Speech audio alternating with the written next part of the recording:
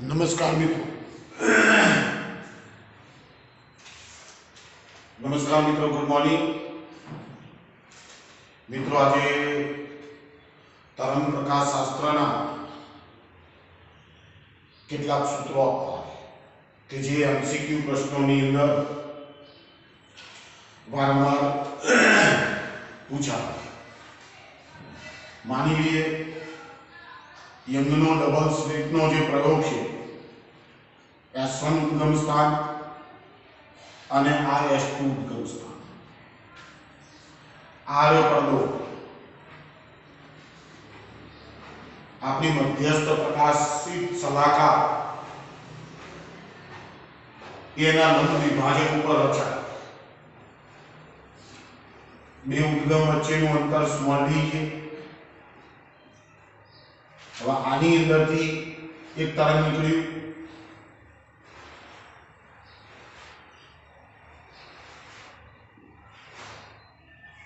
મિત્રો આપણે આ બધું જાણવું છે.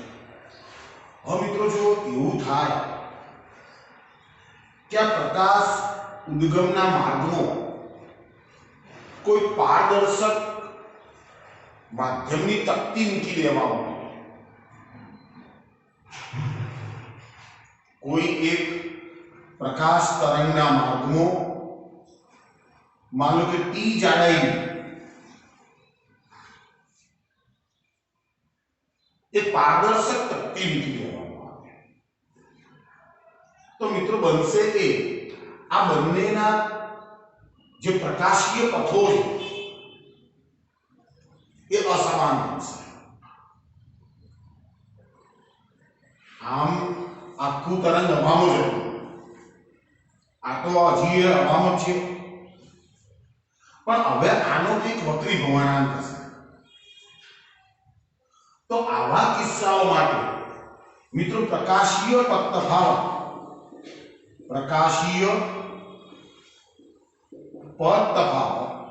is equal to n-1 into t જેટલો થાય. જો t શું છે? પારદર્શક માધ્યમની જાડાઈ. મિત્રો બરોબર ધ્યાનથી સમજો કે આવા કિસ્સાઓની અંદર પ્રકાશીય પથ તફાવત n-1 into t, જો n આ બ્લોકનો પારદર્શક માધ્યમનો વક્રી ભ્રમણાંક છે. મિત્રો અહીંયા આવા છે, આ તો સંપૂર્ણ તરંગ છે. તો પથ તફાવત xd by capital D is equal to n-1 into t સમીકરણ વાપરવું.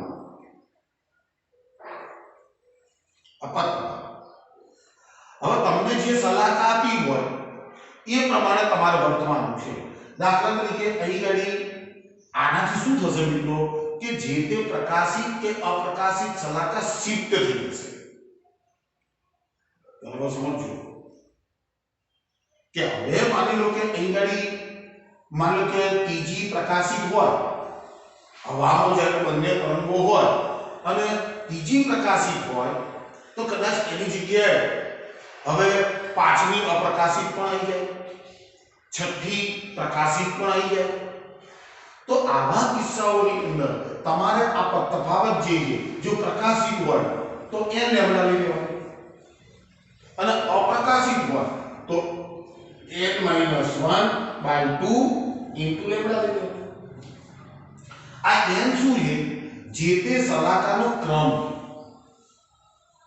મિત્રો બરોબર ધ્યાન, આ વક્રી ભ્રમણાંક. હવે માની લો કે એવું પણ બને કે બંનેના માર્ગમાં કોઈ માધ્યમ મૂકી દેવામાં આવે, ટી જાડાઈનું માધ્યમ. આનો વક્રી ભ્રમણાંક માની લો કે n1 છે, આનો વક્રી ભ્રમણાંક માની લો કે n2 છે. તો આનું આ સૂત્ર આવું થઈ જાય, xd by capital D is equal to n2 minus n1 કૌંસની બહાર. પછી તો પથ તફાવત તો જે પ્રમાણે સહાયક અને વિનાશક પ્રતિક્રમણને જાણીએ છીએ એ પ્રમાણે લેવાનું. તો મિત્રો આ એક સૂત્ર ખૂબ સરસ છે. આના પરથી મારે જાડાઈ શોધવી હોય તો t is equal to જો xd upon n માઈનસ 1 કૌંસની બહાર તમને આ સ્લેબની જાડાઈ એ મળી જાય. તો મિત્રો એક આ સૂત્ર લખજો, ખૂબ સરસ સૂત્ર છે. પછી કેટલાક પ્રશ્નો એવા હોય છે કે આ પડદા ઉપર આટલા અંતરની અંદર કેટલી સલાખાઓ રચાય, સલાખાઓની સંખ્યા શું? તો સલાખાઓની સંખ્યા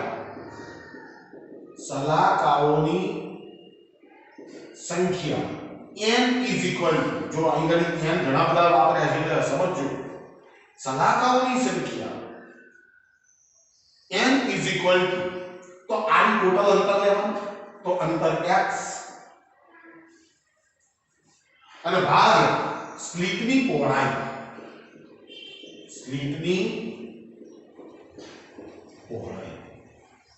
એક આ સૂત્ર યાદ રાખો, સલાખાઓની સંખ્યા n બરાબર x ભાગ્યા ટોટલ અંતર, પડદા ઉપર મધ્યસ્થ સલાખાથી આ ટોટલ અંતર છે અને સલાખાની સ્લિટની પહોળાઈ વડે એને ભાગી નાખશો તો તમને ટોટલ સંખ્યા ખબર પડી જશે.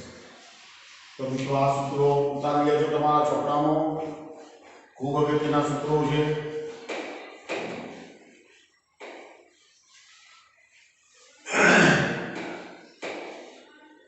ચલો મિત્રો કેટલાક પ્રશ્નો સોલ્વ કરીએ છીએ. જો I અને 4I તીવ્રતાવાળા બે તરંગો સંપાત થાય ત્યારે મહત્તમ અને ન્યૂનતમ તીવ્રતાઓ અનુક્રમે ખાલી જગ્યા અને ખાલી જગ્યા હશે. મિત્રો એકની તીવ્રતા I આપેલી છે, બીજાની તીવ્રતા 4I આપેલી છે. બંને તરંગો સંપાત થાય છે ત્યારે મહત્તમ અને ન્યૂનતમ તીવ્રતાઓ મારે શોધવાની છે. તો મિત્રો તીવ્રતાનું સૂત્ર આપણી પાસે તૈયાર છે.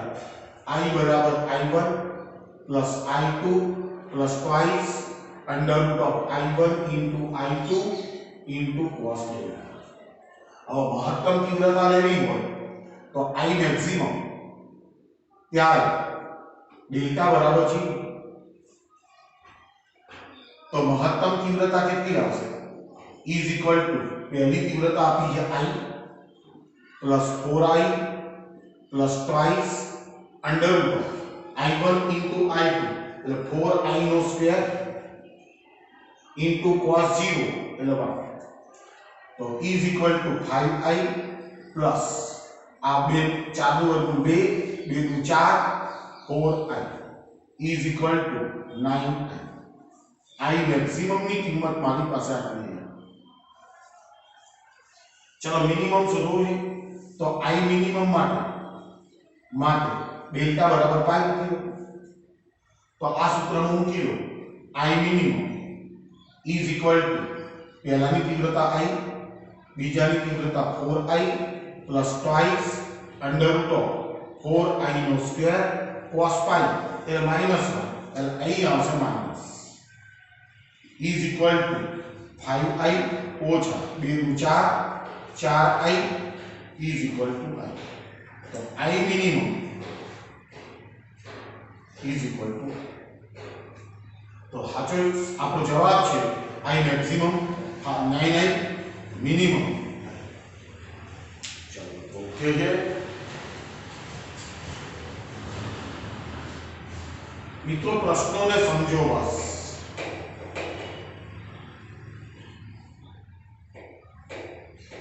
ચલો આગળ વધું છું. નીચેનામાંથી કયો આલેખ યંગના પ્રયોગ સલાખાની પહોળાઈ બીટા અને બે સ્લિટો વચ્ચેનું અંતર સ્મોલ d વચ્ચેનો સાચો સંબંધ દર્શાવે છે? કોનો આલેખ છે મિત્રો? સલાખાની પહોળાઈ. તો સલાખાની પહોળાઈ beta is equal to x bar by 2 is equal to lambda capital D ભાગ્યા 2D સૂત્ર છે. હવે મને બીટા વિરુદ્ધ d ના આલેખો આપેલા છે. બીટા વિરુદ્ધ d ના આલેખો આપેલા છે. હવે પહેલો આલેખ આપેલો છે r બીટા r d આ આલેખ આમ છે, બીજો આલેખ આપેલો છે બીટા વિરુદ્ધ ડી, મને આલેખ આમ આપેલો છે, બરાબર છે। આ બધા આલેખ હશે। હવે મિત્રો હું જોઈ લઉં કે બીટા વિરુદ્ધ ડી નો આલેખ દોરવો છે તો બીટા ઇઝ પ્રપોઝનલ ટુ 1/d છે। તો મિત્રો આનો આલેખ અતિ બધાય જ આપે, તો મિત્રો સાચો આલેખ જે હશે આનો એ બીટા વિરુદ્ધ ડી નો આલેખ જે છે આ પ્રકારનો હશે। આ સાચો, આ અતિ બધાય આપે। ચલો ઓકે, તો મિત્રો અનેક વખત આવા પ્રશ્નો એમસીક્યુ ની અંદર પૂછાયેલા છે।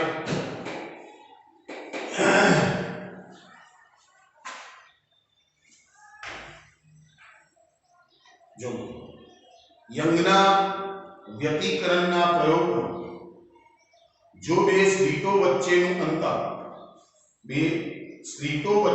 અંતર વપરાયેલ પ્રકાશની તરંગલંબાઈ કરતા બમણું તો પડદા પર વધુમાં વધુ કેટલી પ્રકાશિત શલાકાઓ રચાય?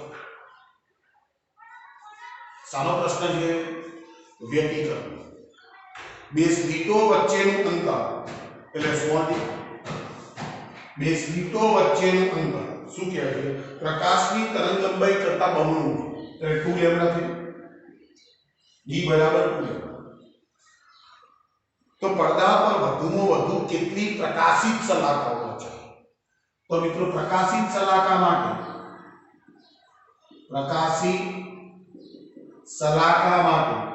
d sin theta is equal to n lambda શરત ખરી વ્યતિકરણ। હવે d બરાબર 2 લેમ્ડા આપું છું, 2 lambda into sin theta is equal to n lambda થશે। Lambda lambda cancel, therefore sin theta is equal to n by 2 થશે। હવે મિત્રો બરોબર સાંભળો, sin theta ની વધુમાં વધુ કિંમત કેટલી હોય? તો કે તો sin theta is less than or equal to 1 હોય। sin theta ની કિંમત less than or equal to 1 હોય। આનાથી મોટી કિંમત મળી શકે કો તો 1 કરતા નાની, એનો અર્થ એ થયો n by 2 is less than or equal to 1 થાય। તો n is less than or equal to 2 થાય। તો આ રહ્યો આપણો પડદો, આ રહ્યો આપણો આ મધ્યસ્થ અધિકતમ હશે, મધ્યસ્થ પ્રકાશ। હવે એની કિંમત વધુમાં વધુ કેટલી મળે? 2। તો આ પહેલી પ્રકાશી અને આ બીજી પ્રકાશી, પહેલી પ્રકાશી બીજી પ્રકાશી, એ જ પ્રમાણે નીચે પહેલી પ્રકાશી અને બીજી પ્રકાશી। હવે જો હું આવું લઉં, એની કિંમત 2 લઉં, એનો અર્થ શું થયો કે મેં થીટાની કિંમત કેટલી કરી નાખી? 90 કરી નાખી હશે। એટલે આખો પડદો જે છે, આખો પડદો આમાં આવ્યો, કારણ કે મેં થીટા ઇઝ ઇક્વલ ટુ 90 લીધા। તો પડદા પર શું જોવા મળશે? એક તો મધ્યસ્થ પ્રકાશ, આ તો પ્રકાશિત હશે જ, પહેલી અને બીજી, પહેલી અને બીજી, એટલે આ 4 ને 5 પ્રકાશિત શલાકાઓ છે। વધુમાં વધુ 5 પ્રકાશિત શલાકાઓ પડદા ઉપર હશે। આનાથી ઓછી હોઈ શકે પણ આનાથી વધુ ના હોઈ શકે, કારણ કે થીટા બરાબર મેં કેટલી લીધા? 90। મિત્રો ખૂબ અગત્યનો પ્રશ્ન અનેક વખત પરીક્ષામાં પૂછાઈ ચૂક્યો છે। એવો ને એવો વિવર્તન છે। ફ્રોનહોફર વિવર્તન સ્લિટ પર લંબરૂપે આપાત થતા પ્રકાશની તરંગલંબાઈ d/2, તરંગલંબાઈ આપેલી છે, તરંગલંબાઈ lambda is equal to d/2, જ્યાં d એ સ્લિટની પહોળાઈ, તો ગમે તેટલા અંતરે મૂકેલા અનંત વિસ્તારવાળા પડદા પર વધુમાં વધુ કેટલી શલાકાઓ રચાય? કેટલી શલાકાઓ રચાય? મિત્રો પ્રશ્ન કોનો છે? વિવર્તન। જો શરત ખોટી લખશો તો બધું ખોટું થઈ જશે। હવે ફ્રોનહોફર વિવર્તનનો પ્રશ્ન છે, વધુમાં વધુ કેટલી પ્રકાશિત શલાકાઓ એટલે અધિકતમો રચાય?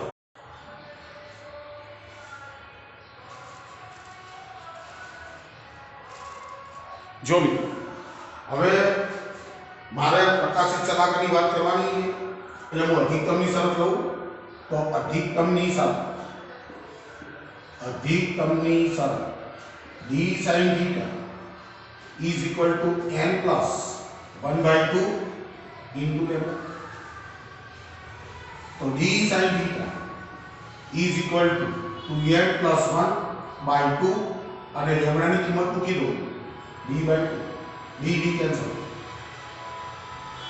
Therefore sin theta is equal to 2n plus 1/2. तो sin theta is less than or equal to 1. तो 2n plus 1/4 is less than or equal to 1 થશે. तो 2n plus 1 is less than or equal to 4 થશે. तो 2n less than or equal to 4 માંથી 1 ગયો 3 થશે. तो n is less than or equal to 3/2. तो n is less than or equal to 1.5. હવે મિત્રો જો આ જો આપણો મધ્યસ્થ અધિકતમ હશે. હવે દોડમી સલાહકાર હોય દોડમી સલાહકારના એટલે આ પહેલો અધિકતમ હશે. પહેલો અધિકતમ એ જ પ્રમાણ અહીં ગઈ પહેલો અધિકતમ હશે. દોડમી સલાહકાર હોય એટલે એની કિંમત less than or equal to 1.5. તો n ઇઝ ઇક્વલ ટુ 1 થાય. n ઇઝ ઇક્વલ ટુ 1 કઈ શરત લીધી અધિકતમની. એક ઉપર અધિકતમ રચાય એક નીચે અધિકતમ રચાય પાછો મધ્યસ્થ અધિકતમ તો હોય. એ અધિકતમો કેટલા રચાય માત્ર તો ખ્યાલ આવ્યો. અનંત લંબાઈનો પડદો જે આપેલો છે એના ઉપર અધિકતમોની સંખ્યા 3 હશે. ચલો તો ખૂબ અગત્યનો ક્વેશ્ચન.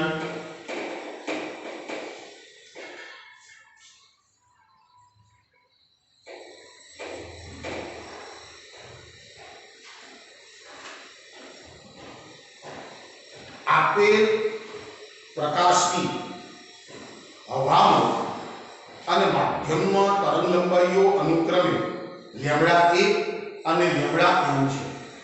હવામાં લેમ્બડા 1 અને માધ્યમમાં લેમ્બડા આ તરંગ લંબાઈઓ છે. અને થીટા ધ્રુવી ભવન કોણ હોય થીટા ધ્રુવી ભવન કોણ એટલે બુસ્ટર હોય તો લેમ્બડા 1 લેમ્બડા m અને થીટા વચ્ચેનો સંબંધ.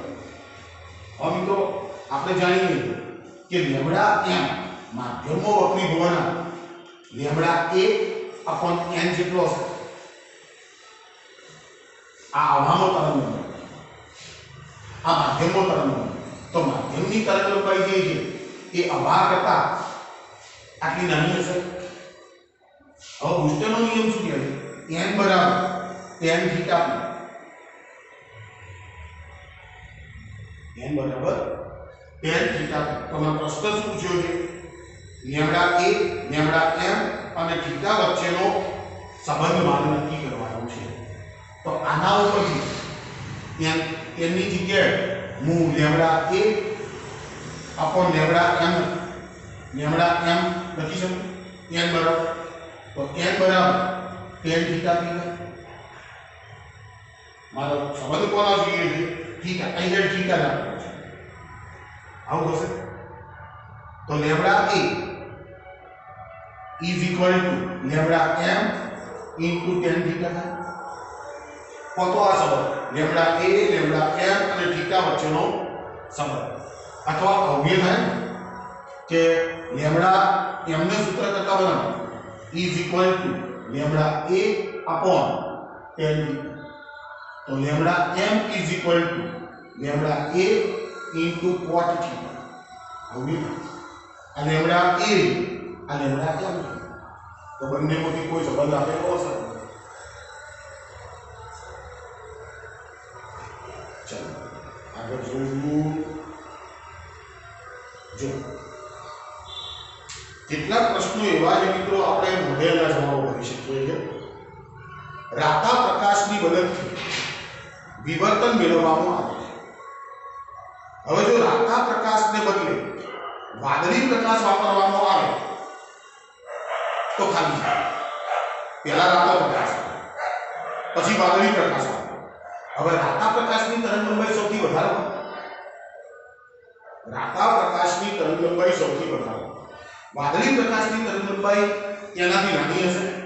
તો મિત્રો આપણી પાસે જે સૂત્રો છે કે સલાહકાની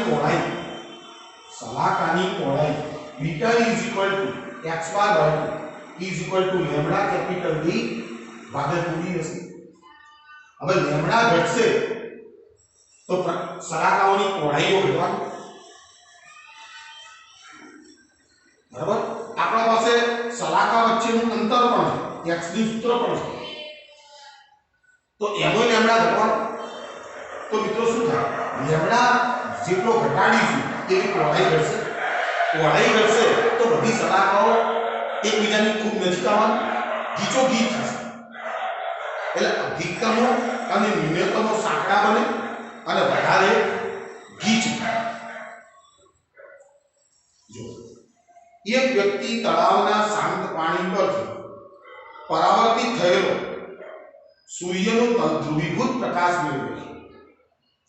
જો પાણીનો વક્રીભવનાંક 1.327 હોય તો સૂર્ય ક્ષિતિજથી કેટલા ખૂણે હશે? હવે મિત્રો બરોબર સમજો, સૂર્ય ક્ષિતિજથી કેટલા ખૂણે હશે એવું શોધવું. તો આ માની લો કે તળાવની સપાટી, આ રહ્યો આકાશ પ્રકાશ, આ રહ્યો આપણો સૂર્ય. આ ક્ષિતિજથી ખૂણો આ શોધવાનો છે. તો મિત્રો આ રહ્યો માની લો કે થીટા p, આ પરાવર્તિત તરંગ જે તલ ધ્રુવીકૃત હશે, તલ ધ્રુવીકૃત. તો આ રહ્યો વક્રીભૂત કિરણ, આ 90 થશે હુસ્ટનના નિયમ પ્રમાણે. તો n બરાબર tan થીટા p થશે.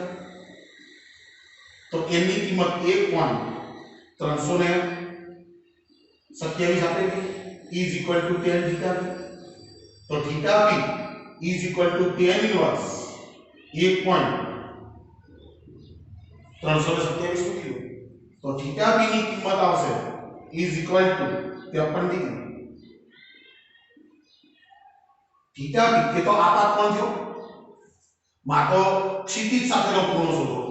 તો theta is equal to 90 minus 53 degree થશે. તો is equal to જવાબ આવશે 37 ડિગ્રી. ક્ષિતિજ સાથેનો ખૂણો જે છે એ આપણો કેટલો આવશે? 37 ડિગ્રી આવશે. મિત્રો બહુ અગત્યનો પ્રશ્ન છે.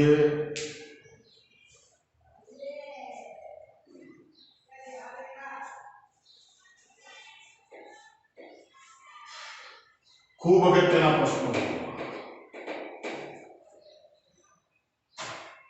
ચાલો, યંગના ડબલ સ્લિટના પ્રયોગમાં સોડિયમ પ્રકાશને બદલે સફેદ પ્રકાશનો ઉપયોગ કરવામાં આવે તો ખાલી જગ્યા.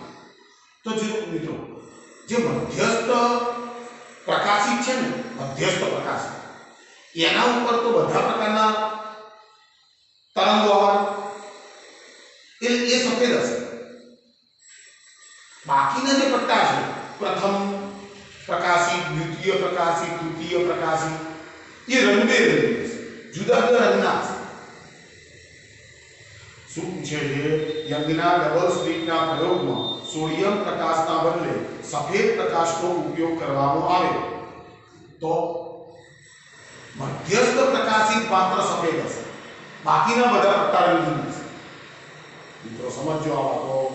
કેટલાક નાના નાના ક્વેશ્ચનો છે.